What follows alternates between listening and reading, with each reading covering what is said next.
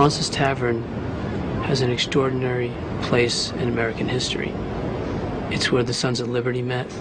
It's where George Washington bid farewell to his officers at the end of the Revolutionary War. And it's also the place where Frank Connor, my father, was murdered in 1975. Freedom came today for most of the 14 Puerto Ricans who accepted President Clinton's controversial gift of clemency. 11 of them, who describe themselves as nationalists, some others describe them as terrorists, were released from federal prisons around the country.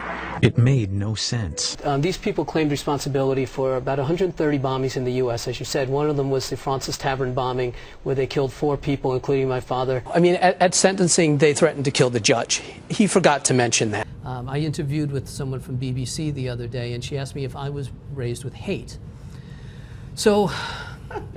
If I was raised with hate, so I asked her, and she had interviewed Oscar Lopez, and I said, well, did you ask Oscar the same question? No, she didn't ask Oscar Lopez. So he was convicted of transporting weapons. He was convicted of having explosives. He was convicted of trying to escape from prison using blasting caps, plastic explosives, machine guns, and armor-piercing shells, and a helicopter. Joe, this is the Bissell dining room at Fraunces Tavern, and this is the room that suffered most of the damage in the bombing on January 24th, 1975.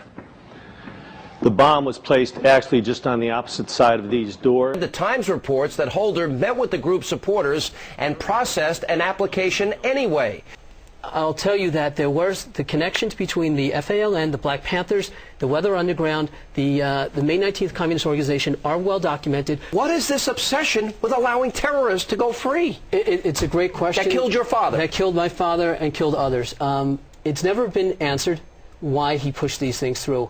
Sometimes we get so involved in what the politics of something are, maybe he just agreed with them. What's the possibility that on his way out, Obama lets this guy out of prison? It's a very high probability. I don't think it's a possibility, I think it's a probability. As a matter of fact, Judge McMillan, who sentenced them, who they threatened his life, he said if he could have imposed a death penalty on them, he would have. Where would my dad have been sitting in relation to this table?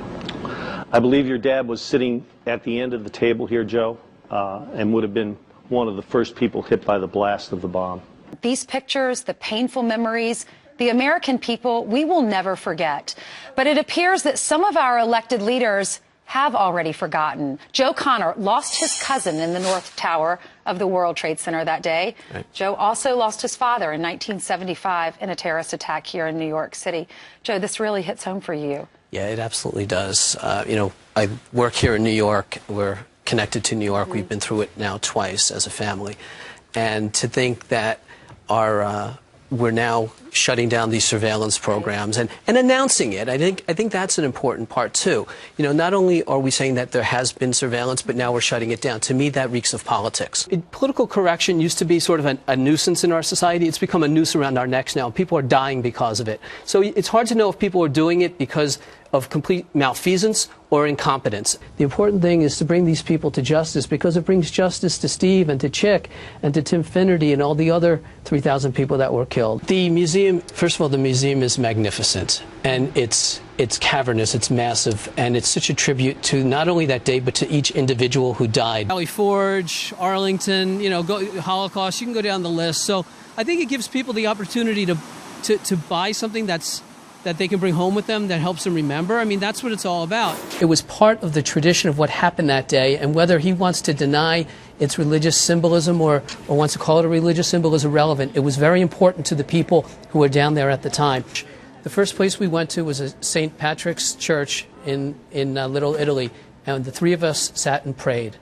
And she was Jewish, I'm Catholic, didn't matter. Our energy policy is totally out of whack, and our energy is more a national security issue than even an economic issue with them. That is so true. And George Washington said, in order to secure the peace, you have to project that you're able to fight the war at any time. And I don't think we're doing that right now, and we're really putting our own people in danger for some political correctness or appeasement. You have a major shooting, 13 people while screaming Allah Akbar at the time, and it's called workplace violence.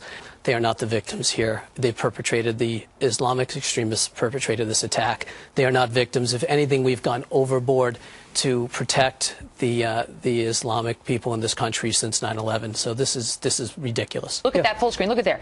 Ayers University of Chicago. Bernadine Dohrn is at Northwestern Law School. My head is going to explode. Kathy Boudin, who served 20 years for murdering 2 cops and a security guard, is at Columbia University. Yeah. And this other one at New York City high schools.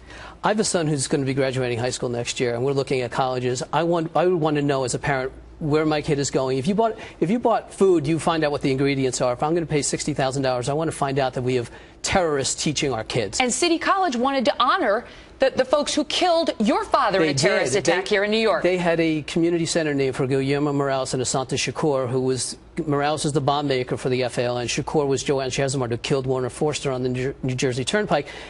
And they had a community center honoring them. They put someone like Bill Ayers, who now is, I think, at Minnesota State. You have Kathy Boudin. You've had Susan Rosenberg. You've had all these various people who have had jobs in colleges, and now they're respected. It makes no sense. They were murderers. They planted bombs. They tried to overthrow the United States. And when they realized they couldn't do that, they moved from an active terrorist role to the academic world, to politics, and even into the media. But are you surprised that you got those job offers, you and she? Given Not your history? really. I mean, she was on the FBI's 10 most wanted list. I know. So was Angela Davis. And, you know, a lot of great people have been on that list. Sure they have. Sorry. This is Joe Connor, who you're seeing here. We have to laugh, although we weren't laughing along. Joe's father, seriously, was murdered in a terrorist attack by the FALN. Now, that's a group that wanted to bring about Puerto Rican independence through violent means. He knows a lot about the Weather Underground. I think he's a punk. And then when he talked about being anti-war, he wasn't anti-war. He was anti-American winning the Vietnam War. Well, and that's what he was about. We're talking about the President of the United States associating himself with a known terrorist. But the further we stray from the founding principles, the worse it gets. And what's going on right now, the tyranny in the country from their central government is way worse than what the founders faced from England back 200 years ago. Joe Connor and Mike Duncan, the new book, The New Founders. I read it yesterday. It's a superb book. I guess you can get this on Amazon and on your website, and I think we'll be linking to it on our site. www.thenewfounders.net.